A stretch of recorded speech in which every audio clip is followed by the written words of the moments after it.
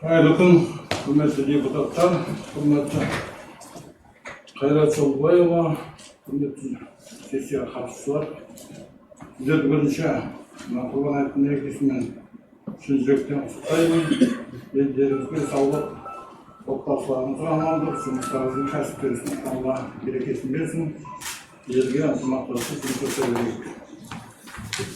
Құрметті депутаттар, Қазақстан Республикасының жергілікті мемлекеттік басқару және өзін-өзі басқару туралы заң басшылық қаралып отырып, аудандық мәслихаттың кезекті 37 сессиясының жұмысын бастауға рұқсат етіңіздер. Аудандық мәслихаттың сессияға қатысуы тиісті 13 депутаттан бүгінгі сессияға 12 депутат қатысып отыр. Сессияның қатысушы депутаттардың саны сессияның толық ашуға өкілдік береді. Сессияны ашу жөнінде кімде қандай ұсыныс бар? Ашылсын деген депутаттардың қол көтеруін сұраймын. Түсіріңдер. Қарсы жоқ. Аудандық мәслихаттың кезекті 37 сессиясын ашық деп жариялаймын. Құрметті депутаттар, бірінші баяндамашыларға регламентті сақтап сұрақ қойсақ, уақыт өткізбей. Екінші сессияның жұмысын қамтамасыз етсін, сессияның жұмыс тобын сайлап алуымыз керек. Бірінші есеп комиссиясына Әділжан Құттаевты және Асан Аралбайдан. Екінші редакциялық комиссия құрамына Қазыбек Болат, Көкейіп Бекзат сайлансын деген ұсыныс бар. Қалай қарайсыздар?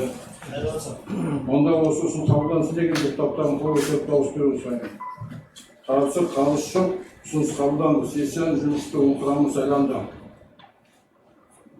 Құрметті депутаттар, бүгінгі сессияның күн тәртібін бекітіп алуымыз керек. Күн тәртібінің жобасы сіздерде бар. Бірінші, 2005 жылға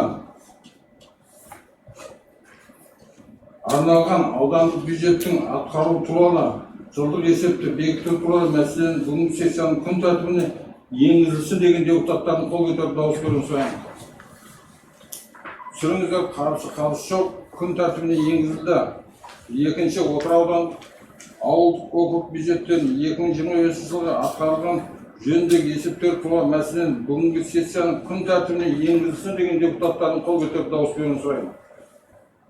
Қарсы қалыс жоқ, күн тәртібіне енгізілді. Үшінші, Қарғалы ауылдық округ әкімінің 2025 жылға атқарған жұмыс туралы есебі бүгінгі сессияның күн тәртібіне енгізілсін деген депутаттардың қол көтеріп дауыс беруін сұраймын.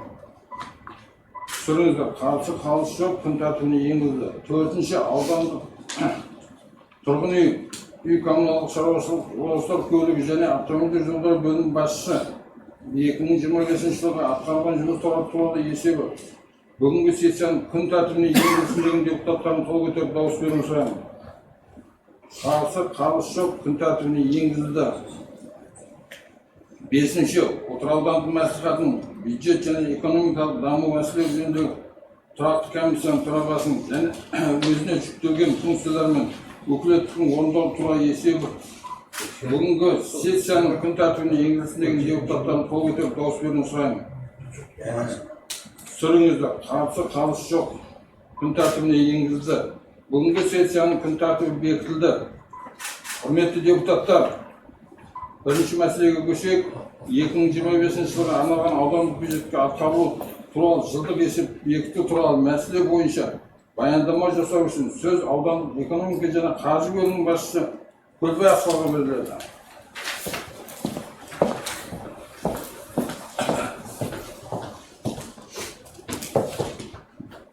Ұсыныс бұларды тексеру комиссиясынан бастамаймыз ғой, бар ғой, отчеты бәрі бар.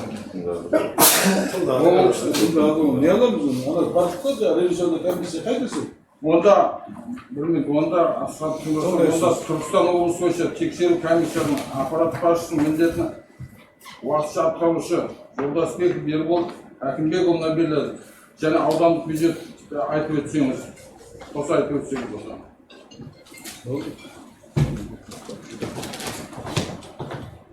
Бұл баяндамашыға сұрау жоқ па мына сізге Асқарға?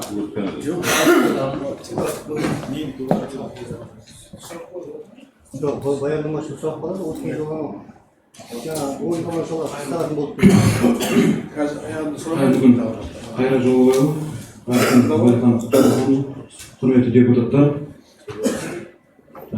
бүгін сіздердің назарларыңызға Түркістан облысы бойынша тексеру комиссиясының 2025 жылға арналған Отырар аудандық бюджетінің атқарылуы туралы қорытынды есебі жөнінде баяндама жасауға рұқсат етіңіздер.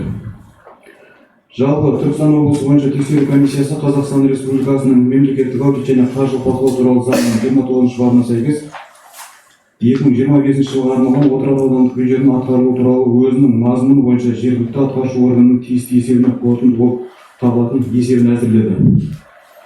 Осы есеп 2025 жылы аудандық бюджеттің атқарылуы жөніндегі жылдық есептің бюджеттік бағдарламалар әкімшілері ұсынған ақпараттардың статистикалық деректерінің негізінде әзірленді.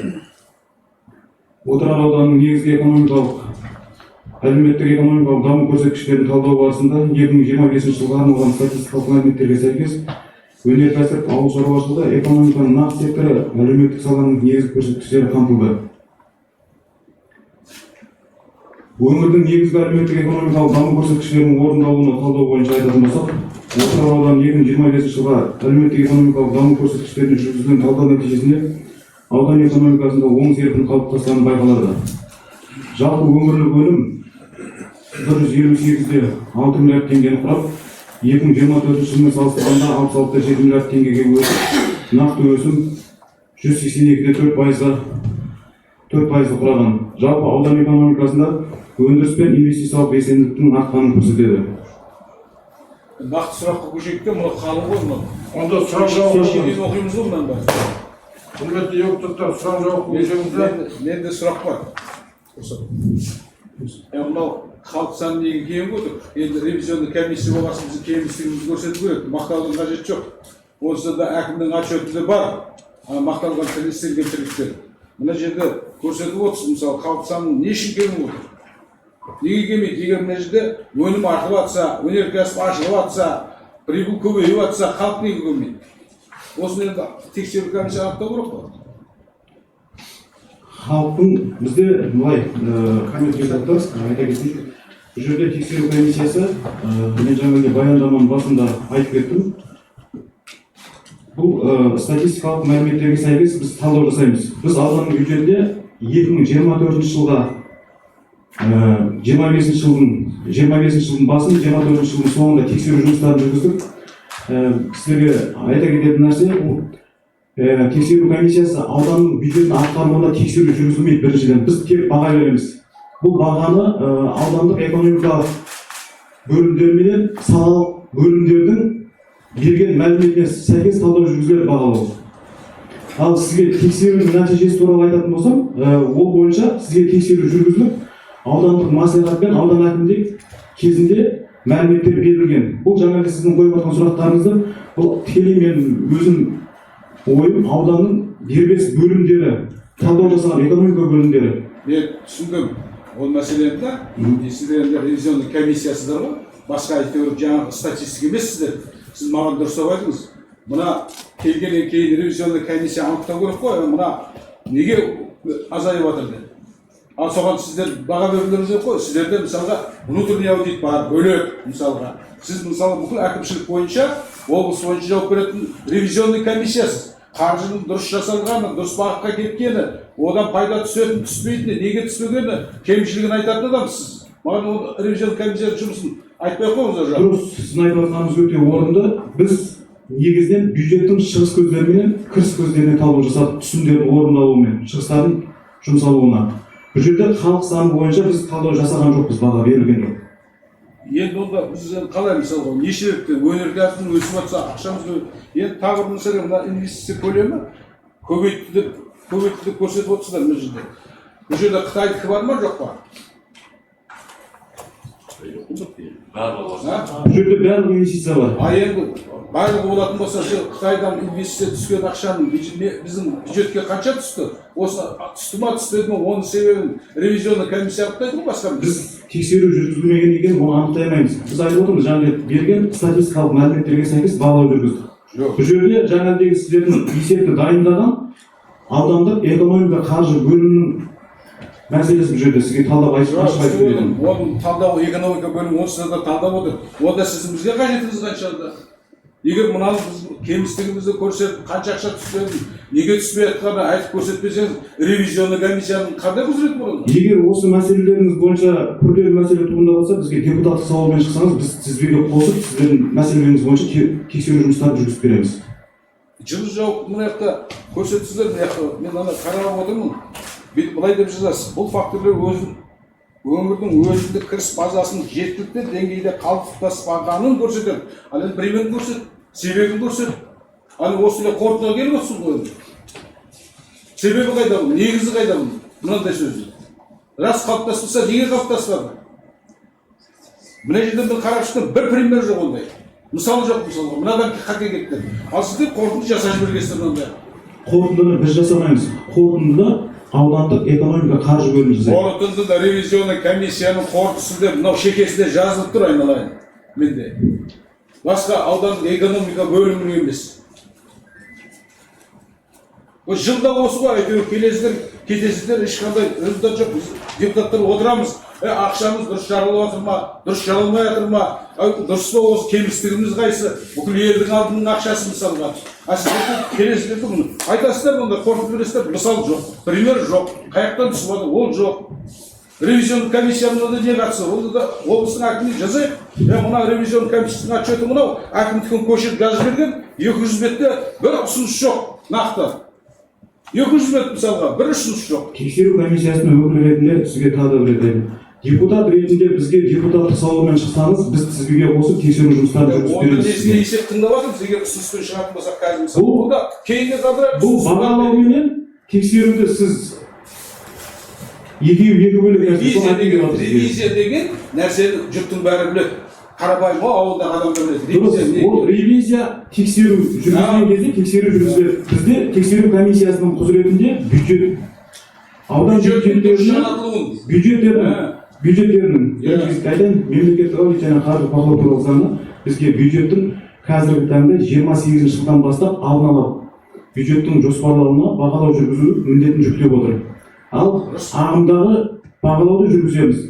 Одан кейіннен бағалау, осы бюджеттің атқарылуы жөнінде. Бұл бағалау тексеруменен екі түрлі нәрсе. Сізге соны айтқым келіп отырмын мен. Егер тексеру жүргізу қажет болатын болса, атыңыздан, депутаттардың атынан бізге депутаттық сауалмен шықсаңыз, біз тексеріп береміз. Сіздерде оценочный комиссия емес, нелеріңіз, названияларыңыз. Ревизионный комиссия. Дұрыс, ревизион деген, ол тексеру деген сөз. Дұрыс. Сен басқаларға айтпа маған. Тексеру жүргізіп береміз. Тексеру комиссиясы. Тексеру кемістігін көрсетпейсіз. Бағалау. Бағалау мен тексеру екі түрлі нәрсе. Жоқ, сендер қызықсыздар. Біз қазір отчет ауданның бюджетінің орындалуын еселік тұрда көріп жатырмыз қазір.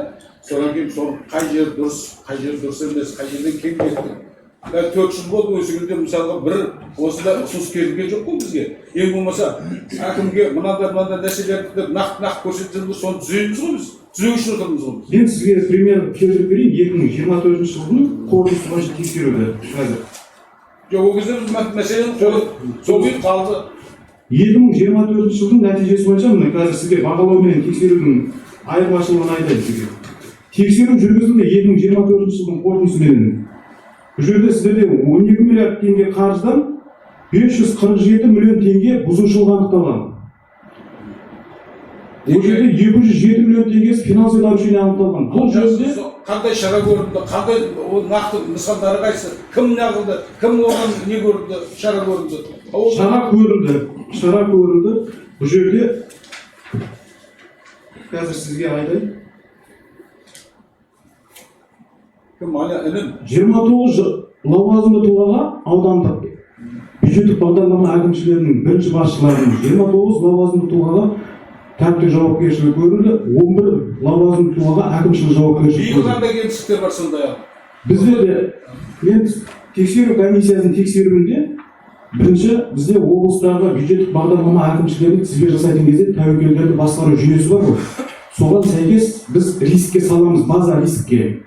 Содан түскен аудан қалаларды біз тізбеге қосып тексеру жүргіземіз. Тексерудің нәтижесі бойынша аудан әкімімен аудандық мәслихатқа міндетті түрде мәліметтер жолдаймыз. Мына айтып отырған жаңағы 24 жылдың тексеруінің нәтижесі бойынша аудандық мәслихатта мәліметтер берілген. Қанша бұзушылық анықталды, оның қаншасы қалпына келтірілді, қанша 29 лауазымды тұлға тәртіптік жауапкершілікке тартылған, 11 лауазымды тұлға әкімшілік жауапкершілікке тартылып 1.900.000 теңге әкімшілік айыппұл төлегендер туралы толық мәлімет сіздерге жолданған. Егер келесі жылы база рискке Отырар ауданы тексеру түсіп тексерудің нәтижесімен тағы да сіздерге мәлімет жолданатын болады. Онда біз қазір несе тексеріп Бұл сізге тағы да бір түсіндіріп айтайын. Тексеру комиссиясының құзыреті мемлекеттік аудит және қаржылық бақылау туралы заңның 13-ші бабында жазылған. заңгермін, оған алмай-ақ қой. Дұрыс. Ол жерде бізде тексеру аудандық жергілікті бюджеттердің тиімді атқарылуына, тиімді жұмсалуына тексеру жүргізу жазылған. Одан кейін аудандық бюджеттің атқарылуына бағалау беру, баға беру жазылған. Мен соны сұрап отырмын ғой. Дұрыс. Бізде мына жерде 200 беттің ішінде қай жері тиімсіз, қай жері тиімді мына сіздерге қаржыны мысалға. Мен соны сұрап отырмын ғой, айналайын, сол жаңа жылда. Сен оны қорытындымызды оқыңызшы. қорытындыны оқып берейін сізге. Сол ішінде жазылу керек қой барлығы. жоқ қой ешкім көрініп тұр ғой. Бұл жерде бюджеттің атқарылу шығыс бөлігі бойынша айтсам 12 миллиард теңгеден 100%-ға бюджеттеріміз игерілген. Бұл жерде үнемделген қаржы 93 мың теңге ғана қалған сіздерде. Негізінен қазіргі бұзушылықтар сіздерде дебиторлық қарыздардың дебиторлық қарыздар. Бұл негізінен аванстық төлемдер мен орындалмаған жұмыстар бойынша есеп алушының дебиторлық және кредиторлық бұзушылықтар көптеп орын алып отыр сіздерде. Біздерде қазір анықталған бағалау нәтижесінде анықталған бұзушылықтар осы. Ол бойынша жаңағы одан кейін даму бағдарламасын іске асыру бойынша 13 нысаналы индикатор қарастырылған болса, жыл қорытындысымен 12 индикаторға қол жеткізіліп, бір көрсеткіш орындалмаған. Орындалмаған көрсеткішті атап өтетін болса, шағын және орта кәсіпкерлікті өнім шығарымының жылдық жоспары 108 миллиард теңге, ал статистикалық көрсеткіштердің мерзімі кешіп шығатынын ескеріп, 2025 жылдың 3-ші тоқсанның қорытындысымен 84 миллиард теңгеге жоспарланып, нақты орындалу 73.4 миллиард теңгені құраған. Яғни орындалу 92.5% болған. Осы бұзушылық, осы кемшіліктерді келтіре келе біз аудандық экономика қаржы бөлімдеріне біз ұсыным дайындап отырмыз. Осы ұсыным бойынша жұмыс жасаңыздар деп. Егер осы ұсыным бойынша жұмыс жасалмайтын болса, тексеру нәтижесінде шара қолданатын боламыз. Мен тағы келе жатырмыз екеумізде мына ұсынымдарды қарап отырмыз, да? Дұрыс. Ұсынымда сенде әшейін просто декларативный қара сөздер. Нақты бір ұсыныс жоқ. Мына ауданның мына жерінде мынандай ақшаны мынандай жарықса, мына оқып көріңіз, мына 6 пунктым бар, 7 пунктым бар. Тек қана бюджет міндеттерін дәйек түрде қол жеткізу үшін ағымдағы кезеңде пайдалану нақты мүмкіндігін бағалау. Осындай декларация бұл ұсыным ба мысалы? Дұрыс. Бұл бағалаудың ұсынымы. Тексерудің нәтижесі бойынша ұсыным беретін болсақ, нақты бұзушылықтар бойынша жазып береміз біз. Нақты ұсыным емес, әшейін ақылайды ғой. Құрылысқа біз айта аламыз ба? Ревизионның комиссиясы да. Дұрыс, бағалаудың қорытындысы бойынша біз беретін ұсынысымыз осы. Біз одан артық заңның шеңберінен шығып кете аламыз. Егер тексеру бойынша нақты бұзушылықты анықтасақ, сол бойынша ұсыным мен нұсқама береміз. Онда жаңа басындағы енді жазба онда барлығы заңды, ешқандай кемшілік жоқ.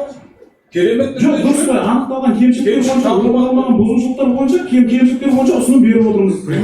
Мәселе айтсам болады ма? Жалпы түсінбеймін. Мен сөйлесіп отырмын, мен түсінбеймін. енді жоқ, мысалы жоқ сөйлейтін біледі. Жоқ, сіздің айтушыңыз жазып тұр ғой, мына жерде кемшілікті көрсетіп тұр ғой. Маған бір екеуді айтайыншы. Енді бұл Ревкомның қорытындысы негізі консультативный болады да. Биылғы жылдан бастап ішкі аудит өз жылда бір планды тексеріспен келді. Оның қорытындысы бойынша жаңағы бюджеттер жаңағы егер жымқырған нәрсе болса, жаңағы қателіктер болса, сол қорытындысын оларды жазып беріп, жаңағы бұл жігіттің айтып отқан жалпы ауданның әлеуметтік экономикалық дамуы бойынша бағалау жасап жатыр ғой. Жаңағы көрсеткіш деген шағын орта бизнестің жаңағы өндіретін өнімінің сонда жаңағы көрсеткіш орындалмады деген мәселе. Жаңағы бұл айтып отқан егер қосымша маған да қызық бұл бюджеттің қай жерінде не болып отқан. Сіздер депутат запрос беріңіздер жаңағы қаржы түсімі бойынша болмаса жаңағы бюджеттің қаражаты бойынша сіз нақты қазір бәрін қызық тұрған осы екі мәселе ғой. Иә. Бюджетке түсіп отқан нәрсе бюджеттің жаратылу мәселесі. Ал жаңағы индикаторлық көрсеткіштер басқа 25-тің қорытындысы бойынша сіз 24 айтып отырсыз қазір. Жоқ, мен қазір индикатордың орындалуы бойынша 25 айтып отырмын. Ал бұл кісі жаңағы тексеру деп мәселе бұл кісілердің бұл Жоқ, заңында талап ондай жоқ қой. Былтырғыдай мысалы бізде мынандай нарушение деген нақты жоқ қой сендерде қазір. Мына былтыр болды. былтыр сіздердің аудан бюджеттеріңіздің орындалуына тексеру жүргізілген жоқ, аудиторлық тексеру. Бұл бағалау. Декабрьде жүргізді. Мәке, ол тексеру декабрьде жүргізді, сонда келесі жылы осындай уақытта айтады да бұлар. 25-тің жылдың соңына қарай айтатын шығар. 26-ның аяғында декабрьде тексеру болады. 24-25 жылдың бюджеттің атқарылуы бойынша ішкі аудит келе жатыр. Олар енді нарушение тапса Жоқ, ревкомиссияның өзінің заңда бекітілген құзыреті бар. Ama ревкомиссия бүкіл аудандық, облыстың ревкомиссиясы облыстың бюджетінің дұрыс пайдаланғанын, кемсіз тұрыстарын соның бәрін нақты көрсетіп, нақты мынандай деп ұсыныс беру керек. Нақты ұсыныс беру керек. Сол үшін сіздер зарплатаны халықтан ақша алып отырсыздар қазір сол жерде столдың басында. Ондай бірдеңе жоқ қой. Әшейін анау біздің экономика бөлімінің жазғанын бәрін көшіріп алып келген басқа түк жоқ. Дұрыс болса не білмейсіз. Айтып жатқаныңызға мен ешқандай қарсылығым жоқ. Өзіңіз заңгермін дедіңіз. Білесіз, аудит заңының 13-ші бабында ревкомиссияның құзыреттері жазылған. Керек болса қазір ревкомиссияның заңын ашып беремін саған. Жоқ, қоймадың ғой мына нәрсе. Түсінбедім ғой, ревкомиссияның маңызы мен мәні не? Маңызы мен мәні. Ревкомиссия бағалау жүргізеді, одан кейін тексеру жүргізеді. Екеуін сіз шатастырмаңыз. Сен енді бағалау жүргізсе, сен бағалап отырып оценка бересің ғой мынаған. Мынандай кемшілік тұстарың бар. Тексеру жүргізсе, тексеруде кемшіліктің бәрін көрсетесің ғой сен. Соның екеуін де істеймін. Бағалауды жасап отырмыз біз. Егер бағалауға көңіліңіз болмаса, депутатский запрос беріңіз, біз тексеріп берейік. Жоқ, басында сөйтіп айтып өтті. Біз Олардан несі шақыр? біз жылдың бойынша бағалаймыз. Сосын кейін тексеру бойынша жылдың аяғында анықтама береміз. Екі жылда бір тексереді. Екі жылда бір тексеруге келеді. Енді мұға тексеру қорытындысы бітсін, қосымша сіздерге сессияда әкеліп береміз. Бағалау үшінде де бірінші дұрыс жерлерді, дұрыс емес жерлерді нақты примермен көрсету керек қой бағалау үшін. Нені бағалайды әшейін? Түсінбеймін мен. Басқа сұрақ қойылған. Даласына беріңіз. Сұрақ кімде бар басқа? Менің ұсынысым сұрақты көп қойған мен ғой, менің ұсынысым бұл кейінгі қалдыру керек. Ona отчетін дұрыстап жазып берсін, мына есебін. Әйтеуір түгел көшіргенде келген басқа нақты мен қарап шықтым. Кейінгі кезекті сессияға ма? Иә, қалсын. Бұл не ол мына әйтеуір 200 метрдің ішінде бір татуалар ештеңе жоқ. Несінен мазақ болып отырмыз ба біз? Мен түсінбедім мына адам мысалы. Бүгін бұл жерде бұл кісілер бағалау жүргізеді, тексеру алдағы уақытта жоспары бар бізде. 24-тің 6 айы, 25-ші жыл и 26-тың 6 айы. Бізде қазір толық күту керек та ол. Сен мына элементарный мектептің несін аш, тетрадты тексергенде бағалаған кезде кемшілігін несін көріп 5, 4, 3 қояды ғой айналайын. Сенде басқа нәрсені қойсаң ба сен? Несі дұрыс қояды? 25-ші жылдың қорытындысын айтып тұр бұл кісі. Барлық көрсеткіштер орындалған деп отыр. Жоқ, орындалған болса мынаны жазбаса ғой, мен мынада жазғаннан кейін барып не отырмын ғой, оқып беріп отырмын ғой мен бұл заключение. Оқып берейінші сен. Өздерінің ұсынымдарын жолдап отыр. Қазір жылдың басында осыны тексеру комиссиясының бағалауы бойынша дейді. Трансферттер есебінен бюджеттің теңгерімдігі қамтамасыз етілгенімен бұл фактор өңірдің өзіндік кіріс базасының жеткілікті деңгейде қалыптаспағанын көрсетеді. Көрсетші бар жеткілікті деңгейде қалыптаспаған. Мынандай мысалдар. Не үшін қалыптаспағанда? Не үшін қалыптаспағанда өздеріңіз? Не үшін қалыптаспаған деп жатыр ғой енді? Неден болып қалды ол? Өз сөзінің өзіне қарсы деп тұрсың шырағым ол. Ревизионный комиссия деген сол жерге өтіп кетсеңіз өтіп кетейін деп тұрмыз ғой бәрі. Жоқ, бұл шекерден жазып қойсыздар. Бұл жерде дұрыс, сіздің сұрағыңыз дұрыс. Бұл жерде бюджеттің кіріс бөлігін жоспарлауда аудандық экономика қаржы бөлімдері бюджетті бекітетін кезде өздеріңізге кіріс бөлімдерінің тізбесін жоспарын ұсынады. бұл жерде жаңағыдегі аудандық салық басқармасымен бірге келісіледі. Бұл жерде өздеріңіз білесіздер, кіріс көздері артып, заңнама талаптарына сәйкес кіріс көздері артық орындалса да, кіріс көздері кем орындалса да, ол кіріс көздерінің дұрыс жоспарланбаған болып есептеледі. Мен сізге айта кетейін, жаңағы түсімдер. Кірісте жоспарламаса жасырынған болып тұр ғой біздің трибунамыз. Қайдан? Бұл жасырылған болатын болса, жоспарлаудың да, как раз осы сұрағыңыздың экономика бөлімі жоқ. Көлік салығынан ересек қарыздарды өндіруден түсті ғой былтыр. Жарайды, көш сұрақ.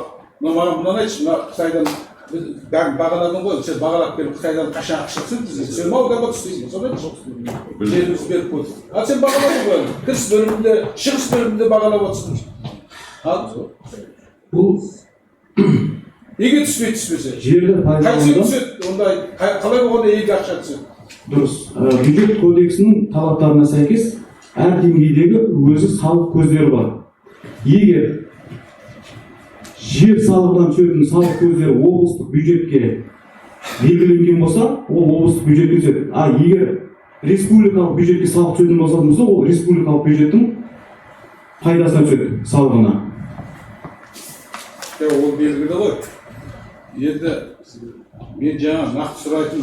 Мен сізге айтайын, бұл жерде бізде тағы айтайын, тексеру жүргізілген жоқ. Біз бюджет кіріс көздеріне статистикалық данныйларға ғана біз қазір бағалау жүргізіп отырмыз. Сол мен сұрап отырмын, Қытайдан ақша түсті ме, түскен жоқ па? Сіз түсті дейсіз. Қытайдан ақша түскен жоқ қой. Арабтан түсті ме, түскен жоқ па? Анау Заречийден түсті ме, түскен жоқ па? Біздің жерімізді бәрін пайдаланып отыр ғой, осы жұрттың бәрі сол ақшаны таратамыз деп отырмыз біз елге. Жинап алып. Қайтсек түседі онда, сен ревизионный комиссия осыны көрсетсең маған енді кемшілігін, заңдылығын, заңсыздығын енді. Қайтсек түсіріп болмаса. Бұл облыстық бюджетке, жер салығынан облыстық бюджетке түссе, сіздерге субвенция ретінде беріледі бұл қаржы. Содан кейін тағы айтамын, біздің ауданның бюджеттен облыстық бюджет сыпырып кеткен 2 миллиардтан қанша кезінде. Соған оценка неге берілмейтін мысалға. Ал мынау заңды ма, заңсыз ба? Сен ревизионный комиссиясың мысалға. Жаңағы айтып қалған 2 миллиард елу деген биыл жылдан бастап ауданның өзіне қойып берді. Бірақ сол алып кетті ма кезінде? Неге алып кетті? Қалай алып кетті? Сол жерге қаса жүріп алып кете береді ме? Заң бар ғой, өзіміздің бюджетті бекіттік сессияда тыңдаған жоқ, депутаттарды да тыңдаған жоқ. Бірденен алып кетті. Онда біз немене отырмыз? Ақшамызды алып кете берсе, сессиясыз, депутатсыз. Ал оған оценка қайда мынадан ішті? Таппадым мен оқыдым. Ал ондай факті бар. Жоқ емес. Ол әкіміміз де біледі, біз де білеміз, отырмыз. Бұл бойынша экономика қаржы бөлімі тексеру комиссиясына мәлімет бермеген бізге. Біз олардың бермеген мәліметтеріне біз бағалау жүргізе алмаймыз. Ұсыныс жолдап көрсеңіздерші. Ұсыныстарыңызды жолдаңыздар, ол бойынша тексеру жүргізейік. Облыстық жоспарлау жөніндегі уәкілетті орган бар, экономика басқармасына. Сөйтіп сіздің сұрағыңызға жауап жолдаймыз. Осы мына кіріс жөнінде есеп жөнінде не алатынымыз ғой, мен де ұсыныс. Мына жаңа тұрақты комиссияда айттым мен. Қытайларды мына егін отқан. Сосын мына арабтарды, Заречийді, басқа инвесторлардың тізімін бізге нақты беріп, сол инвестордың бәрін бір сессияда тыңдайық. Ол инвесторлар не әкелді? Әкелді ма, әкетті ма? Кімнен келді, қайдан келді? Ол тізімін беріңіздер, сол бойынша бір сессияда бір күнде 2 күн болса да тыңдайық. Өйткені бізге кім келіп, кім кетіп отқан бір Алла біледі. Анау арабың жатыр шереміз мынаяқта. Мынау Заречийден Қытайға өтіп жатыр, Ресейден қазір. Оны да біліп отыр. Қытай мына жердің бәрін алып отыр. Ал мен түсінемін, әкімшілік оны анаяқтан талап ете алмайсыздар. Ол қиын. Біздің депутаттық менде ұсыныс осындай. Келесі бір сессияға Уәлихан, сол ел үшін кіргізейік сол. Бүкіл бәрін, есебін тыңдайық. Инвесторларды.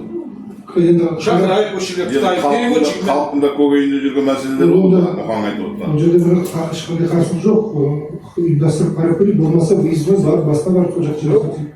жоқ, бәрін шақырайық, көрсін бір қарап шығайық. Қарап шығарда біз сессия кіргізейік күндеріне. Мен сөйтіп ойлаймын жігіттер. Тоқан бәрін жинаймыз деді ол. Жаңа тұрақты комиссияда бәрін жинаймыз деді. Хорошо. Тоқанды айтты, тоқсайында. Келген дұрыс болсын. Енді жаңағы мына Қытайдың жаңағы налогының мәселесіне де Жалпақта біз барамыз ба? Жаңағы 13'іміз Қытай көкшайында. қарсылығым жоқ.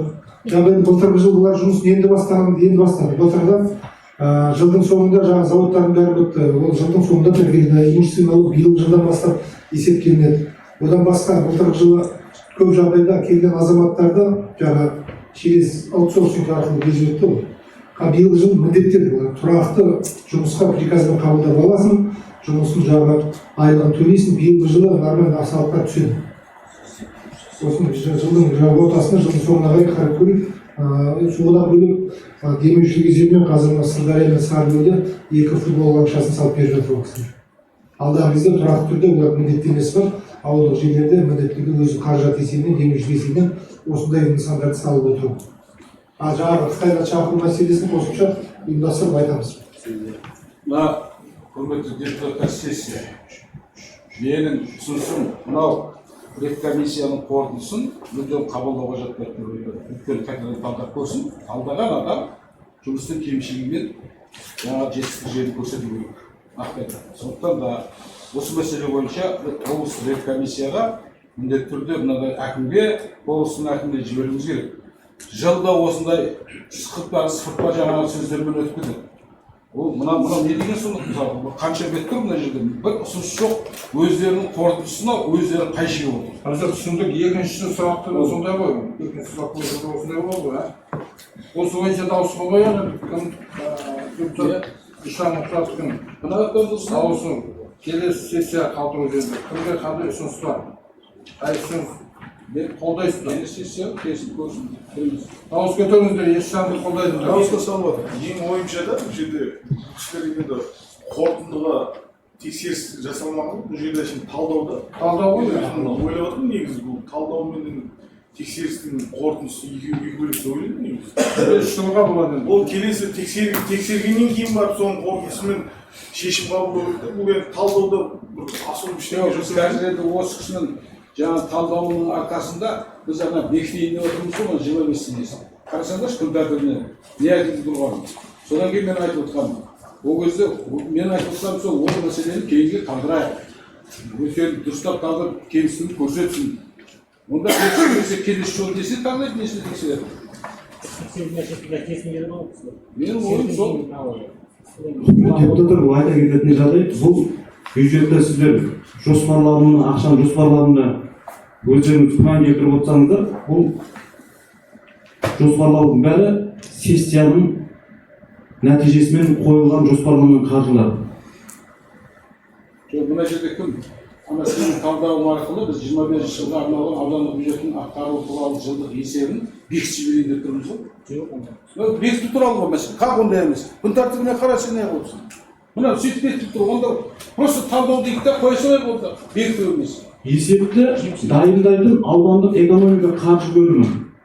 Егер ауданның бюджетінің орындалуына сенімсіздік танытамын десеңіздер, өздеріңіздің құзыреттеріңізде болды. Біз бағалау бердік. Тексеру жүргізді. Депутаттық сауал берсеңіздер, біз тексеріп береміз. Жоқ, түсініп отырмын. Мен сол сіздің талдауыңыздың арқасында қазір бекітсек, бітті ғой уже бекітіп кетеді. Мен қарсымын бекітіп дейміз. Мұқан мынандай бар, жаңағы ол кісі жаңа мында айтып кетті, талдаудың нәтижесі бір сессиядан келіп айтса да осы мен айтайын деп тұрмын. Өйткені былтырғы жылы көрсеткіштер басқа жұмыстардың бәрі орындалып тұр. Осының негізінде талдау жасап беру. Енді тексеріс күтейікші. Жаңағы финконтрольдің тексерісі бар, ол биыл кім қадар қажет деді. Жоқ, бұларда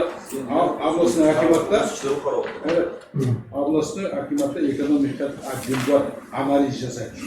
Солар анализ жасайды. Бұлар ревизионный комиссия. Не түсінбейсіз, названиясы екі түрлі. Ал талдау деген анализ деген сөз. Бұл эконом әділінде бар өздерінде. Онда біз эконом әділді шақырайық та талдайық, бұл қажет. Бұл кісілер күнсәді екі нәрселер дедім, біреу бағалау, біреу тексеру. Бағалау дегеннің өзі уже оценка беру керек қой уже. Біз оценка бұның арқасына келісеміз де, қазір бекітеміз уже. Оценка, біз оценкамен бағалауды түсініп көрсеңізші. Мен бағалау туралы айтып отырмын сізге. Ал оценка деген не қазақшасы? Бағалау. Ал не істейді? Мен айтып отырмын ғой бізде. Бағалау оценка. Мен айтып отырмын, егер талдау болатын болса, специальный эконом отдел бар өзі бөлімше анализ жасайтын бүкіл экономиканы анализ. Сен бізге бағалау боласың, сен бағаң арқылы мына есеп бекітеміз қазір. Бағалады мына кісілер, оценка берді болды. Бұған дауыс қойып болсын. Мейлі дауысты қойсыңдар өзі. Общем, өзіміздің бюджет деген ғой енді. Өздерің біліңдер, депутат. Құрметті депутаттар, бірінші сұрақ бойынша және екінші сұрақ бойынша мынау ревкомның баяндамасының жаңа Ешанов, депутат Ешановтың келесі кейін сессия қалдыруға ұсынысын кім қолдап дауыс береді? Мен өзім Біреу қолдаймын. Сөзге қабылданбады. Болды. Көпшілік шешім. Онда құрметті депутаттар, қолдарыңызда шешім бар. Осы бірінші екінші сұрақ қабылдансын деген депутаттардың қол көтеруін сұраймын. Бірінші екінші сұрақ емес. Екінші ауыл округі мен аудандық Жоқ, кімге сұрағымыз бар деді ғой жаңа, эконом отделіне енді сұрақ қойуға болады. Ол сұрақтар бар емес? жоқ қой жоқ. Құрметті депутаттар, Ардақ бар деген осы. Жоқ, ол ақша жөніндегісін. Бізге мынаны айтшы, ана спорт комплекстердің ақшасы. Кейін алда. Не болды? ол алдағы сессияда. Бұда жоқ. Құрметті депутаттар, бірінші сұрақ бойынша, екінші сұрақ бойынша күн тәртібіндегі мынау ревкомның баяндамасы қабылдансын деген депутаттардың қол көтеруін сұраймын. Ондай не күн тәртібі? Тұра тұрыңыздар. Қол көтеріңіздер, депутаттар. Күн тәртібі жоқ. Кім? Қабылдансын. Серік. Әдеке. Жаңағы ма? 11 депутат қабылданды, шешім қабылданды. Рахмет сізге. Құрметті депутаттар, Екі депутат ма екен? Ешжан тұрпаса қағын. сіз жаңылсыз. Ол бір болды ғой. 13 Біреу келмей қалды. Құрметті депутаттар, 13 қой ол. сессия Ойлыққа біреу қабыл.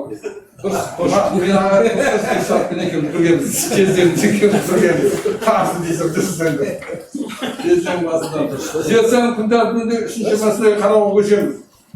Қарғалы ауыл округінің әкімнің 2025 жылы атқарылған жұмыс туралы есебі бойынша баяндама жасау үшін сөз ауыл әкімі Жұмабек Еркеғалиға беріледі.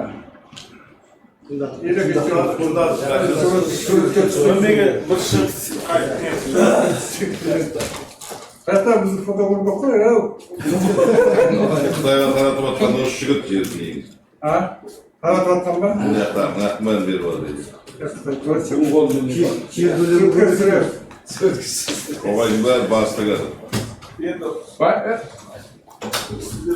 Баяндамасына сұрақ бар ма? Жоқ. Мен жаңағыдай. Баяндамасына сұрақ Менде бір ұсыныс бар еді. Жаңа вопрос бойынша қарғалы бойынша ма? иә, тұрақты комиссияда біраз талқыладық. Қайреке, менің бір ұсынысым бар. Мен өткен жылы өзіңізде хабардасыз, анау инвесторлар жөнінде ауыл елді мекенге жасап сол территорияда жұмыс жасап жатқан елді мекендерге кішкентай көмек ретінде беру мәселесі. Мынау бізде Қарғалы ауылы әкімшілігінде Қарғалы ауылында бір ауыл ғой енді.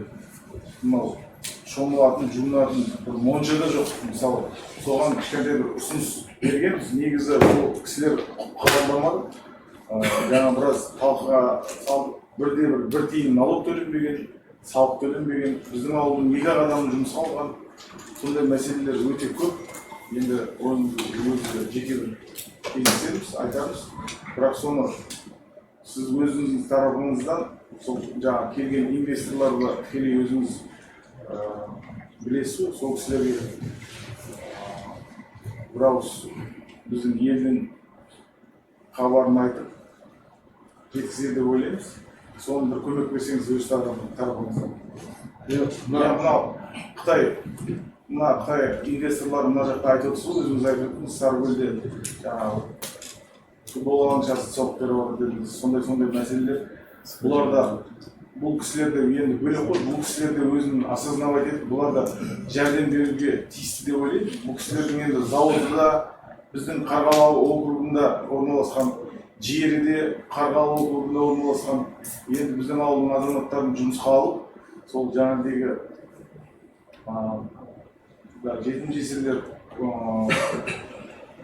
жаңағыдегі отбасылық жағдайы төмендеу семьяларға жәрдем беруге кішкентай айтыңыз деп ұсыныс жасаймыз. ұсынысты қолдаймын. Инвесторлар келген кезде бәрін міндеттегенбіз. Бюджеттен бөліп, әр ауылда жылдан табысынан бөліп, бір мәселені істеп бересін деп шақырып сөйлесеміз. Бірақ былтырғы жылы мүлдем салық төлемеді деген ақпараттық экономикасыз айтыңыздар ма? Ешкім айта алмады. Былтырғы жылы салық комитетінің айтуы бойынша 50 миллионға жуық налог төледі деп айтқан. Нақтылай аймас. Нақтылаңыздар, потому что маған айтуы бойынша былтырғы жылы 50 миллион ақша ауданға түсті деген. Қайреке, сөзіңізді бөлейін. Ол кісілер біздің ауданға тіркелген бе, тіркелмеген бе? Тіркелген аудан. Тіркелсе біздің Қарғалы ауылы әкімшілігіне тіркелген ба? Ол Қарғалыға тіркелсе де ауданның бюджеті жоқ. Дұрыс қой, енді мен жаңа сұрап едім, ешқайсысы жауап бере алмады. Бірден ақша төленбеген деп. Жер, мүлік салып саған түсіп, Қарғалыға түсіп. Жоқ, жаңа мен ұсыныс келтірдім ғой, бүкіл инвестиция тізімін беріңіз. Жақсы береміз. Өйткені Қайреке, мен білемін, ол ауданның әкімін елдің бәрі біледі. Сен қолыңызда көп құзырет жоқ, плановой қашатын. Өйткені бұл елдің бәрі біледі. Бүкіл жаңағы Дарияның жағасы, жазы жердің бәрін Қызылматамен қақ жасаған кезде облыстың әкімі де білмей қалды. Сондықтан да жоғарыда бұның басы. Сол үшін сізді батыстан етпеу үшін ана облыстың әкім батыстан бүкіл инвесторларды әкелуіміз керек. Осы жерде депутаттар тыңдау керек. Содан кейін барып қай жерде тіркелгенін біліп, ал әлеуметтік жағдай халыққа не істеп жатсыңдар, осы мәселені көтеру. Жақсы Қареке, мен айтайын. Қареке, мынау жылдық несібемізді ақпауымыз керек. Тұрса сөзі, біз 25-дің несібесін аймыстың аған жоқпыз. Ол 26-ға қосайын бар. 25-дің несібесін шайын ішкіміз керек, 26-ның екеуін қосып ек қойғанбыз. Беш бақмағын да, шай ішіп соны достап қадалғылап, достап сөйтейік. Мен де қолдаймын, олар шақырып, олар уәдесі бар, сіз айтасыз, депутаттардың ұсынысы. Рахмет. Бізге қарай айта беріңіз, біз талқылаймыз. Жаңағыдайлар ақыл жаманатты болды. Төртінші мәселеге көшейік.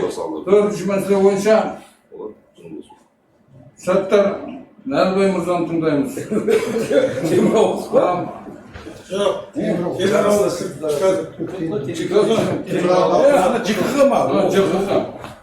Осыны көрсем болсын бір күшейлі балама. Түсқан болса да жыным осып келеді осы.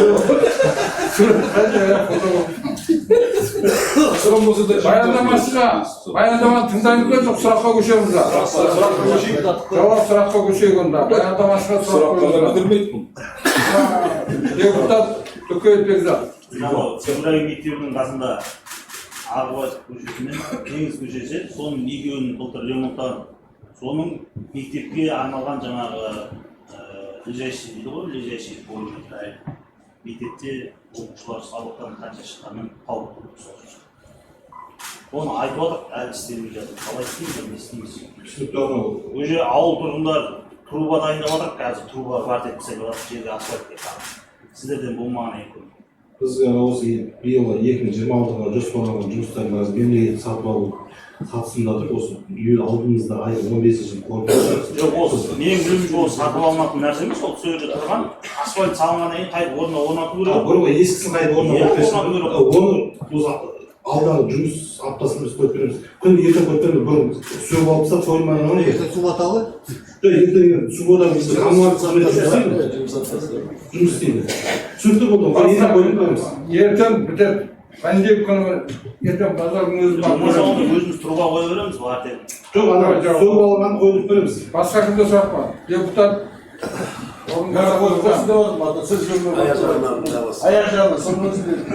Кеше енді бізде Аманат партиясының кестесіне сәйкес халықпен кездесіп бәріміз есеп бердік, халықпен кездестік. Burada biraz мәселелер көтерілген. Жаңа тұрақты комиссияда да Сәкен өзіне айттық. Кем кетістіктерді өзі бұл кісі жобасын біледі. Жеке де айтып жатырмыз. Енді бір аптаның ішінде орындалып қалады деді. Енді жаңағы Бекең айтқандағыдай бізде анау Жанұзақ көшесінің бойында кішкентай бастауыш мектеп бар. Сонда бір жерде лежащий тұрды. Сол жерге екі лежащий қою керек. Сол балалар өтеді деген знакта жоқ екен. Анада бір кішкене жағдай болды, оны бүйтіп шештік сөзін ашып. Кішкентай бір балаға прицеп тиіп келді. Қайта бүйтіп басымды олшы. Сондай болады. Қайреке бұл жағында өзіңізге де айтқан болатынмын. Қазір жолды тағы қозғай берейін десем, мез болып кетті. 2 жыл болды жүргенмін. Барлық жерге айтылды, енді білмеймін ол қашан сіздер қайрекен. Сол көшенің бойында жаңағы знактар тұрласаңыздар, жаңағы ойын алаңшаларын білесіз, айтылды. Мәселе сол. Менде бар. Түсінікті. Депутат. Мемлекеттік сатып алу бойынша бұл жоспарлағанбыз. Әр ауыл округі өзіне тиесілі сметасын өткізіп, елге мақтанып, биыл мынандай істелінеді. Сол жер тағы жылдың аяғына бара ма, сондағыдай осы жақын арада шешіле ма? Сол мәселе. Мемлекеттік сатып алу бойынша қазір бүгінгі порталды көрсеңіздер болады. Бізде қазір жоспарланған жұмыстардың 85% қазір порталда тұр. Осы негізгі этаптарда проект Құлтақ проект бойынша. Ойын алаңшаларын жоқ, ойын алаңшалар, жол, жарықтандыру, аяқ жол бәрі тұр қазір. Бүгін көрсеңіздер болады. Біз кеше апта шығармыз. Обсуждениелер кеше ашылды, екеуі жол менен жарықтандырулар ашылды. Алдында ойын алаңшасы мен аяқ жол. Жоқ, неге үйтіп айтасыз? Мен түнде көрдім ғой.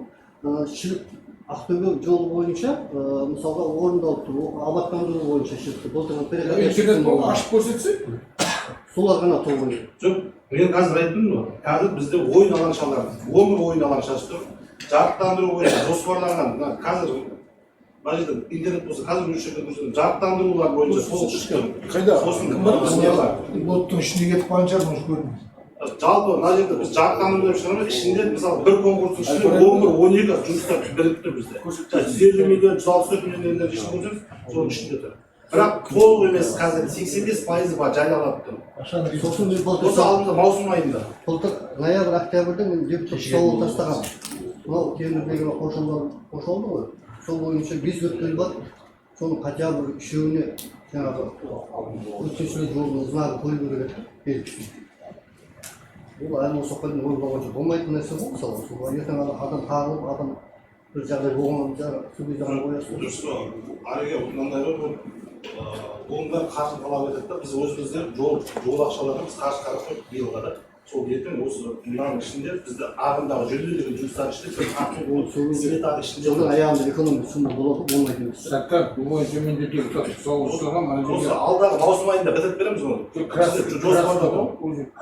Бүтін жолдың бойы ғой деймін да. Менің қолбасы кетпейді. Екі бетте де Жоспарланған қаржы бар, соның ішінде тұр, жоспарда тұр. Осы маусым айында 15-ні үшін жолағын сызғызып беремін. Біздің жоспарлаған көшелеріміздің бәрі тұр ма? Кімнен жоспарланған сұраса көшелер қысқарып кетті бір біледі ғой. 656 миллионға жылдың басында бекітілген көшелер қазір толық порталда тұр. Прием заявка. жақсы. Менде сұрақ бар, болсаңдар. Қой, депутат. Одан кейін анау бізде Мумбек көшесіне былтыр сессиядан ойын алаңшы өткізген, сол қысқарып алды деген сол. Енді жоқ деп порталда. Жылдың басында бекітілген нәрсе ешқайсы қысқартып отқан жоқпыз. Одан кейін сессия болады, бізде бекітілгеннің бәрі бізде көшесі бар оның ішінде өткізген.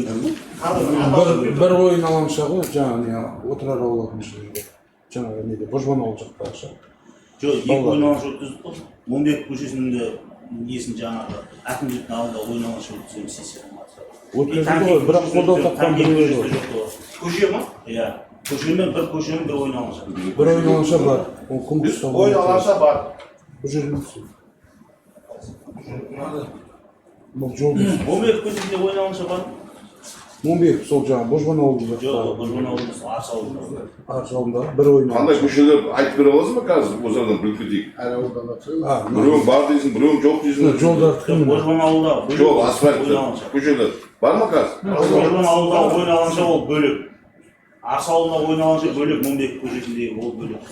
егер мынау бізде же бөлек деген жоқ жылдың басында осы жерде келісімдер сессиядан шығып бізге бекітіліп келген қаржымен деген 11 балалар ойналған жас менде тұр. Оның ешнәрсе Сонымен материал бір түрін көрсетеміз. қанша Бары тұр, қазір ешқандай одан Менде сұрақ бар басқа. Менде болсын ба? Асырауды шеткен. Кеше мынау жол бар еді мына Түркістанға дейін бітті ғой. Мына көшенің жолағына кім қарайды негізі? Мына линияларға. Біраз қазір біз депутат сауал жіберіп, біраз жерге аштырайық десек аштырамағанбыз. Бір-екі жерде. Қазір жекелеген адамдар өздері отырып ашып жатыр да. дұрыс емес олар. Иә, кәдімгі өздері ортада отырып шауып, Мен де көрдім. 5-6 жерде ашты. Сол мәселені мен де көрдім, полицияға бергенбіз. Полиция барып шара көру керек. Арсаматтың басында да болып жатыр ондай нәрсе. Мен де онда ертең ашып алса бола ма? Жолмен жасалған жердің бәрін анықтайды десе шақырыңыз. Сондай жерден авария болып жатыр қазір. Күніге 10 күндер Шамамен ашылған жердің бәрін қайтып қарсы беріңіз.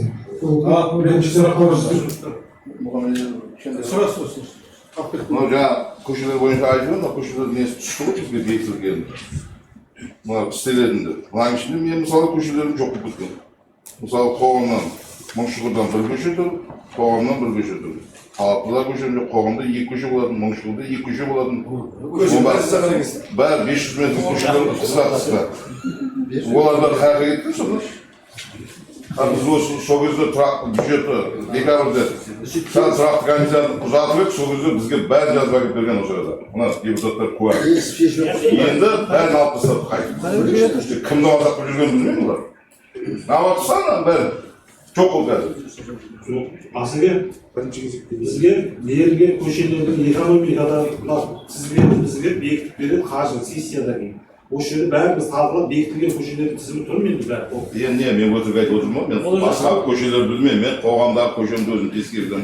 алдағы сессияда сол тізімді алып келсеңізші, өзіңіз берген материал. Жинап бәрін кішкене қағазбен бергенсіңдер. Міне қосыпты, тура осындай қағазбен. Қолдарыңызда бар ғой. Ол бірақ қағаз болған осы арада бізге берген. Оны кейін өздері жұлып өтсіңдер қайтып. Осындай вариантты істегенсіңдер сендер оны. Жоқ емес. Біз тұрақты комиссияның ұзақ болғаннан кейін сендер бір параққа істеп әкеп, міне көшелеріңді қосып әкеп бердік дегенсіңдер. Кейін ол қағаз, бірақ қағаз болған ол. Кейін қайтып әкеп кеттіңдер ол қағаз. Соңында 2 рет жиналдыңыздар ғой? Жалпы бюджет қаржы қаралған 638 миллион теңгеге 21 километр істелетін жол, сол берілген тізімге. Қазір сіз блогерге былай істеңіздер, бір шыққаннан кейін алып, жаңағы конкурсқа шыққан тізім ба жоқ, или қандай тізім бәрі береді? Сессия материалын Отырып қарап шығыңыздар да нақтылаңыздар. Өйткені енді мынандай құрметті депутаттар жылда ауыл ел бесігі бағдарламасының 500 миллион ақша алатын. Былтырғы жылы 500 миллион ақша алдық точно. Алдыңғы жылы 250 миллион ақша аламыз. Жалпы биылғы жылдан бастап ол ауыл ел бесігі бағдарламасы енді жоқ, білесіздер. Республика көлемінде ол бағдарлама тоқтады. Негізгі жолдар жөндеуге сол қаржылардан беріп жатқан. Былтыр жылдың соңында депутаттармен нақтылықта берген көшелердің тізімінен 650 миллион теңге қаржы қаралған. Оның 1-1 теңгесін қысқартқан жоқпыз. Орындарын да ауыстырған жоқпыз. Нақтылап қазір маған түсініспеушілік бір нәрсе болып жатқан шығар, нақтылап алып келіңіздер. Бұрынғыдай жағдай, өз депутаттардың алдын өтіп алып, ертең келіп мына жақты өзгерту деген нәрсе мен қарсымын, басында айтқанмын. Депутаттардың бекітіп берген нәрсесін халықпен бірге барып келісілген нәрсе. Мен көшелер жоқ болған. Әкім отыр ба? Әкімде көргенде өзірге айтсам. Осында әкімде болған сессияда. Ол екен мына жерден енді жоқ қазір. шыққан екен қазір отырып қарап шығыңыздар, ол мәселе алдағы сессия. Тұрақты комиссияны сәл ұзартып ек, соны қойып. Осы жерде алып келгенсіздер тұрбада. Жазып. Міне қосып тұрды. Қайреке төраға бір ұсыныс айтып қазір жаңағы осы пешеходный знак бойынша да бізде сәл қауіпті болып тұрған нәрсе бар. Қайреке төраға мына айналма жол дейміз, айналма жолға напротив қазір да мына көшенің бойын жас балдардың бәрі 12-дер арғылыққа өте қауіпті болып тұр. Бірақ ораға светофор қарағанбыз біз. Қарағанбызда, бірақ сораға бір уақытша ол қашан болатын белгісіз күзге шейін барып болады ғой. Бір пешеходный знак қою керек па. Өйткені кәдімгі көрші құланның бәрі қазір айтатын осыны әлгі әкімге сәлем айтшы. комиссияны барып көрсінші, Содан кейін жаңағы остановка мәселесі. Маршрутымыз жүріп жатыр. Мынау района мен Ынталының екі ортасында бір остановка жоқ. Сол остановканы қарап жүр. Olmaz ne soru koyuyor. Bozdurma. Degaman ağırma. Hayırlı sosun aldı. Sizge birinci 26'da jüyetler кезде stadion айтып қой жабып алған. Соны біз елге айтып қойдық. Осыны түсі. Ол бізге халықтың бәрі көрінген жас балдар сұрайды. Соны көріп жүрсеңіздер, қарап жүрсеңіздер. Сол бекітілді деп айтып қойдық та біз елге. Осындай бекітілгесін. Olmaz. Benim sıram mınaday kım. Ya, Tatar. Buna жаңағы жігіттердің бәрін айтып отқаны қашан бекітілді? Декабрьде бекітілді. Senin порталың әлі жоқ, уже июнь айы болды, ya. Onun sebebi ne? Бірінші соны айтшы маған. Бірінші мынандай Жоқ, декабрьде бекітілді. Январда объявлять етіпсіңдер. Сендер просто жаңа істейтін адам іздеп жүрсіңдер ғой, сонда басқа ештеңе емес. Қажетті адамдар. Мен саған турасын айтайын. заңда толықтырулармен өзгерістер болды биыл. Сөйтіп, ой, жылда ғой айналайын заңды. Содан кейін айтып отыр. Бізде порталда кәдімгідей оны жариялауға мүмкіндік болмады. Неге мүмкіндік жоқ сендерде? Заңға шешімді Сол заңды көрсіз. қарсы шешті. Екінші, Одан кейін жаңағы енді ноябрь айы қазір маусым алынды. Енді қашан істейсіңдер оны? Қазір порталда енді шығып жатыр.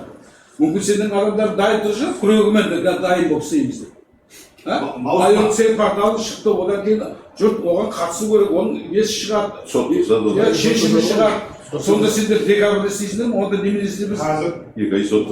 түсіндіріп айтайыншы. Қазір негізгі этаптың бәрін өттік. Жұрттың бәріне түсінікті, айта бер. Прием заявкаға шейін біз бірінші жариялағаннан кейін обсуждение береді 3 сутка. Сол жерде жаңағы өтінім берушілердің несі болады. Мынаның дұрыс қоймаған талаптарын. Содан кейін Мен саған тағы айтып отырмын, оның бәрінде сен неге мақұл? Январда үлгермедің, февральда яқ емес, содан кейін заявкаңды да күте бер, 3 күнді де күте бер, 10 күнді де күте бер. Неғып осы? Неге дейін ақпен тақап әкелдің? Заңда өзгерістер болды, бірақ порталда техникалық мүмкіндік болмады жариялауға. Ол сен шешім қабылдаған кезде январь айында өзгеріс қай айда болды? Маған айтшы. Апрельде болды. Апрельде болса, апрельге не бітірді қойып уақытың ба не? Оған шейін порталда мүмкіндік жаңа деді. Маусым айында бәрін білдім. Жоқ, жарайды тоқта. Онда сен жекеменшік нәрсе емес қой жарайды. Сен не маған адал жүрсің? Сен халықтың ақшасын игеріп отқан адамсың. Не жарайтыны бар? Апрельге дейін не істедің мысалға? Неге бермедің сол кезде? Қазір уже май айында бастап кетеді деді ғой. Не, оны түсінбейді дейсің ба? Мен түсініп отырмын заң келсең. Ал керек болса ол злоупотребление. Қалай біз керек болатын тап беретін болса. Мен саған. Біз бекітіп қойдық қой біз. Депутаттардың бәрі шындап отқан сол. Немене созып отырсың сен қатарынан шығаратын ақша сияқты. Апрель емес, анау жарайды, март айында жібер, февраль айында жібер саған. Кім сені тоқтатты? Қанша адам қатысады, елдің адамдар қатысады. Елдің асты қырыққа таяған кезде қайтпен киінесің сен. Әліңден асфальт жоқ. Сен қайта айтамыз. Ертең осы мәселені біз қоямыз. Неге бұның себебі дейді анықталды? Жоқ, жылда ғой жігіттер айтыңызшы мысалы. Ноябрьда асфальт төсейміз. Декабрьда төсейміз, ноябрьда төсейміз, сенің кесіріңнен. Ал? Жоқ, Көкмарданға жаңа жылға 2 күн алғанда ма төседіңдер? Жоқ, мен себебін түсінбеймін. Июнь айына дейін неменеге созып отыр, біз уже бекітіп қойғанбыз былтыр. Жүргізуші жалпы мынандай ғой, басқа аудандардың бәрі шығарды, аудит бұзды, одан кейін қазір бізге рейтингке енгізіп қойған. Мен бір түсіндіріп айтып кетесіз, рейтингке енгізіп қойған. Біздің былтырғы істеген рейтинг, ауданның істеген көрсеткішінің бәрі жақсы болды да, именно осылардың аудиттен бұзғаннан кейін артқа тартып кетті. Бірінші кварталда бірінші орын алдық, екінші кварталда артқа тартып сөйтіп сондай болды. Сол үшін біз ана заңды күттік, қазір сонысын беріп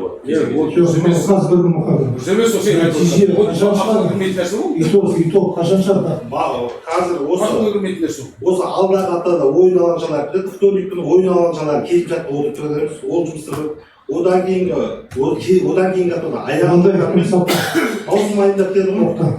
Мына ойын қазір білмеді. Ойын алаңшалары жолдың бәрі бір сентябрьде бітеді. Жұмысымен бәрі бітеді. Бұл айтып отыр ғой, бұның адам күрегімен дайын тұр ғой. Ертең апардалға шығады, 3 күннен кейін ойын жаушы бастайды деп тұр. Енді өткен дұрыс қалды. Қолдан ұстап алған Жоқ. Заң өзгеріп отыр, басқа болып отыр. Жоқ. Жаңағыдай нәрсе шығар. Жоқ, бір айлық сұрағы бар, мемлекет беріп қойған. Бір айлық сұрағын үлгермесе, одан қаламыз бұл. Бұға 1 сентябрьге дейін. Биыл заң өзгерген шығар. Былтыр не өзгерді? Достар, жолдың бәрі қашан бітті? Сентябрьда біткен жоқ қой жолдар. Былтыр біз бір айға кетіп жатыр. Маусым айында негізгі жұмыстардан келіп жатыр. Құмарданға декабрь 25 Декабрьдегі ол ноябрьде берген ақша ғой. Бұл ақшасы декабрьде берген, ноябрьде берген ақшасы. Тағы сұрақ өзіңізге жауап алсын ба не? Жоқ, анау. Не, сол мен ба? Қой. Түсіндіріп айтып жатыр. Ноябрьде салынған ақша. Сен ақшаны сұрап отырған жоқ. Енді айналдырып президенті налог, нені депутаттардың налог шығады. Өздерің бердіңдер ғой деп. Біз бердік декабрьдің басында бердік ақшаны. Қайта ақша? Қазір 6 ай болды. Ұят болады ма өздерің ғой? Мен айтпауым. Тағы депутаттар нақты сұрақ қояйық. Мен ана өткен жылы біз 2 жыл көшеге жаңағы жігіттерін айтып отырған рас қуаттаймын. Bizim бір-ақ көше қалып тұр қазір сізде. Енді анау спорт алаң жасы жаңа дұрыс айтып сұрақ қойды. Оның бәрін бекіткенбіз. Оны әлі күнге дейін созып қояды. Халықтың бәрі біледі. Сенің порталың деген жаңа түйе туғандай болды ғой десін. 12 ай. Мына топсаға қалды. Біздің трубаларымыз тұр, суымыз жоқ. Міне осының бәрі қайда? Енді сондықтан да мен айтарым, мына ұсыныс сразу айтып кетейін. Мына тұрғын үй коммуналдық шаруашылық жолаушылар көлігіне мына бұның есебін бекіту керек. Келесі сессия қалсын, дайындалсын достар. Порталында шығаратын шығарсын, көрейік. Иә, жаңа көшелердің... Ол не ол бекіте беріңіз бәрін. Келісімінесінің бәрін мырзасында. Мен де бір сұрақ қоярыз. Мынау секілді көп ұзақ керемет көрсетіп, енді соны күн ортасының басынан ба жаңағы ближайший высоткин. Егер мәселелер жолдарын не өткеді де себебі бір знак мама нәрсені қойса. Төраға мырза, ұсынысты дауысқа салыңыз. Мен есебін бекітуге қарсымын. Құрметті депутаттар, кейінгі қалдырайық. 4-ші мәселе бойынша Ишан Мұхтар депутаттың ұсынысын келесі сессия қалдыру жөнінде портал жоқ, қалай бекітесіңдер? Қабылдайсыздар ма? Келесі жолға қалсын деген ба? Иә, онда депутаттар қол көтеріңіздер, қалсын деген. Келесі сессияға қалдырыңыздар. Ол не? Құрметті депутаттар, сессияның 5-ші мәселесіне көшеміз. Отырардағы мәслихаттың бюджет және экономика даму мәселелері жөнінде тұрақты комиссия төрағасы Асан Аралбайға беріледі сөз. Тыңдап қойдық қой бұл кісіні. Тыңдап қойдық ма? Сұрақтарыңыз бар ма? Сурет көрсетемін.